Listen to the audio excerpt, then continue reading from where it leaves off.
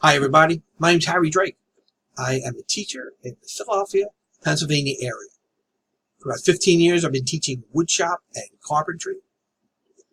And for the last year I've been working on my master's in technology education.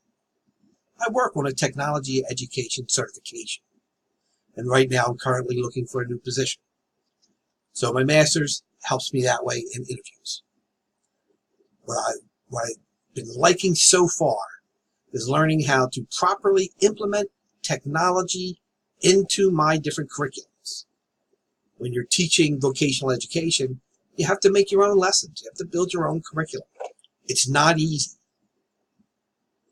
But the lessons I've been learning here are allowing me to integrate technology in such a way that it helps learning.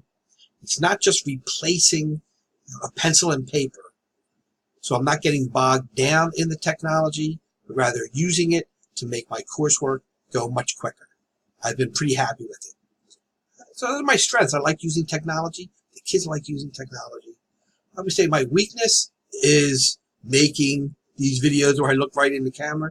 I'm super self-conscious, but what are you going to do? And that's it. I look forward to working with you all in this coursework, and I'll see you around. Bye.